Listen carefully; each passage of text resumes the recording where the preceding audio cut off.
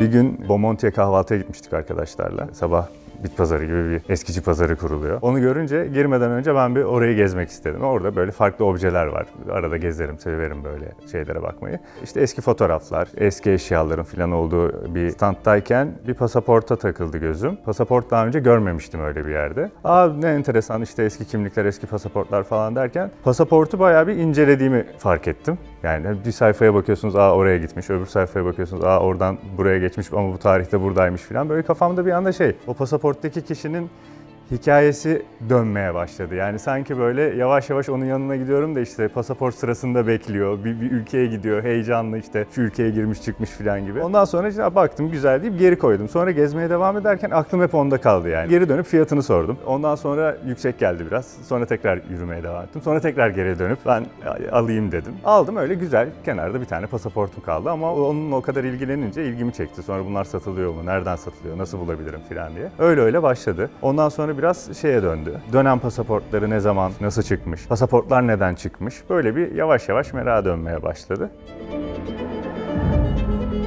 Pasaport aslında hepimizin bildiği bir doküman. Benim de ondan daha fazla bir bilgim yoktu. Yani yurt dışına gitmek istediğinizde gider bir pasaport alırsınız, onunla çıkarsınız. Sonra biraz araştırdıkça onun çıkış hikayesinde benim yaklaşımımdan daha farklı olduğunu hissettim. Ben bir insan özgürce bir yere gitmek istediği zaman gider bir pasaport alır ve çıkar zannediyorken tarihsel gelişiminin öyle olmadığını fark ettim. Aslında hala o tarihsel sürecinin üzerinde izleri de var günümüz pasaportlarında da. Çıkışı şöyleymiş. Aslında ben bir yere gidiyorum da bana izin verinden ziyade padişahın, sultanın, kralın, sonrasında devletlerin ben senin bir yere gitmene izin veriyorum belgesiymiş. Yani senin yerin burası ama senin bu tarihler arasında evinden çıkıp, ülkenden çıkıp şuralara gitmene izin veriyorum belgesi olarak çıkmış. İlk başta o yüzden büyük belgelerde üzerinde işte mühürlerin olduğu şu isimli vatandaşın bu tarihlerde yurt dışında şu ülkelere gitmesine izin verdik. Siz de o ülkede bu kişiye yardımcı olun. Ben işte bu ülkenin yöneticisi olarak sizden bu kişiye de yardımcı olmanızı istiyorum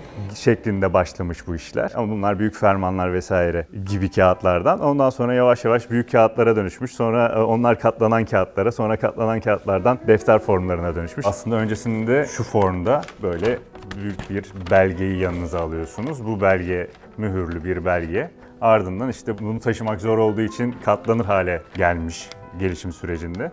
Sonra katlanır hale geldikten sonra defter formuna yavaş yavaş bildiğimiz, alıştığımız forma gelmiş. Bir de bunun farklı yanlarından bir tanesi. O dönem gerçekten pasaport almak istediğinizde aileyseniz gidip vesikalığınızı birlikte çektiriyordunuz. Ama bu bir de fark ettiyseniz zaten çok eski bir fotoğraf. Fotoğrafa yeni geçildiği dönem. Onun öncesinde fotoğrafların olmadığı dönemde şurada gördüğünüz gibi bir sürü sizi tanımlayacak saç renginiz, göz renginiz, boyunuz, yüzünüzde bir yara var mı, elinizde bir yara var mı, bütün bunları yazdığınız bir form var. Burası yokken bunlar vardı ama yavaş yavaş fotoğrafa geçilince önce birlikte sonra da bu kişinin kendini tarif ettiği alanın olduğu yerler yavaş yavaş kalkmış. Tam geçiş pasaportu. Hani bildiğimiz pasaportla eski pasaport arasındaki o geçiş dönemini yansıtıyor. Hem büyük bir doküman olarak elinize alıyorsunuz ama aslında katlayıp da bugün alıştığımız forma benziyor kapatınca da. O yüzden bu bence çok önemli bir geçiş dokümanı. Cahit Uçuk bir şairimiz. Onun pasaportu. Türkçe'de söylemek istediğim biraz daha kolay çıkacak. Hani fotoğraf öncesi dönemden kalma, bütün kendisini tarif eden bir kişinin onun pasaportu mu olup olmadığını fotoğrafsız anlamasını sağlayacak şeyler işte.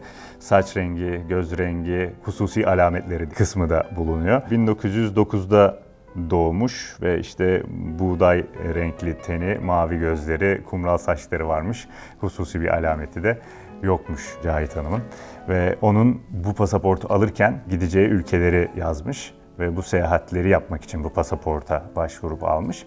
Ardından da 1959'da seyahatini gerçekleştirmiş. Giriş yaparken ülkeye gümrük memuru kahverengi bir adet kürkle girdiğini not etmiş.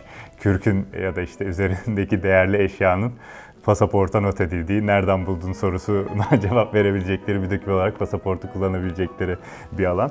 Bu elimdeki 1899 doğumlu birinin yine bir aile pasaportu ama pasaport formu bugün gördüğünüzde hiç farklı değil. 1930'larda tanıdığımız forma geçtik, o yüzden söylüyorum. Muhtemelen 2030'lara geldiğimizde artık 100 yıllık bu pasaport sistemi gidecek, biz bu kimliklere döneceğiz. Hatta belki oğlun pasaportunu gösterebilirim. Onun 2 pasaport var. Bir defter formunda, bir de kimlik formunda. Kimlik formundaki pasaport şu an sadece anlaşmalı oldukları ülkelerde geçiyor ama muhtemelen yavaş yavaş tüm ülkeler birbirindeki kimlik pasaportu tanımaya, sonra da defter pasaportu iptal etmeye başlayacak. Zaten şimdi de şeyde görüyoruz. İsterseniz mühür vurmadan geçebiliyorsunuz. İsterseniz kendiniz pasaportu okutuyorsunuz ve geçiyorsunuz.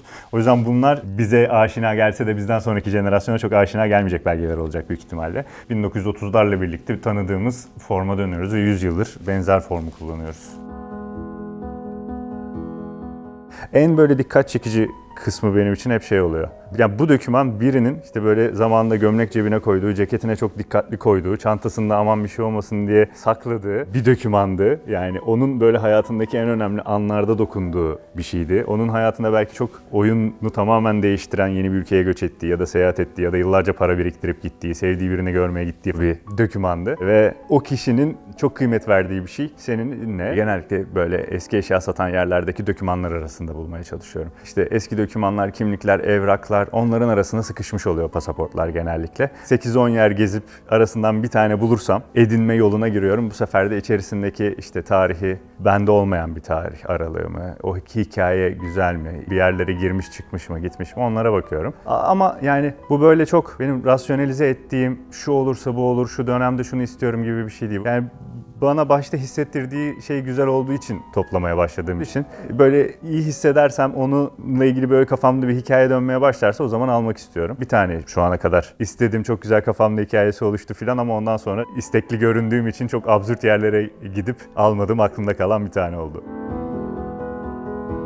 Ben mühendislik okudum. Sonra da uzun yıllar beyaz yaka olarak çalıştım. Ne yazık ki hayatımda her şeyi bir amaca, sonra tamamlanması gereken bir ödeve dönüştürüp o yaptığım şeyden keyif alamamayı çok güzel başarabiliyorum. Umarım pasaport işinde bunu yapmam yani. Gidiyorum oraya doğru. Yani her şeyi rasyonelize edip bütün o içgüdüs her şeyi çıkartıp sadece işte tik atılacak bir liste haline çevirme tırnak içinde salaklığına doğru döndürüyorum yine işi. Ama onu yapmadıkça bu işten keyif alarak toplamaya devam ederim gibi geliyor. Günün sonunda büyük ihtimalle oğlum Bulut pasaportun defter olduğunu bizim böyle kimliklerin eski hüviyet kartı gibi açılıp kapanmasına şaşırdığımız gibi böyleymiş eskiden diyecek benim yaşlarıma geldiğinde. O yaşlardayken ona bu koleksiyonu böyle zengin bir şekilde bırakabilirsem bence amacıma ulaşmış olurum.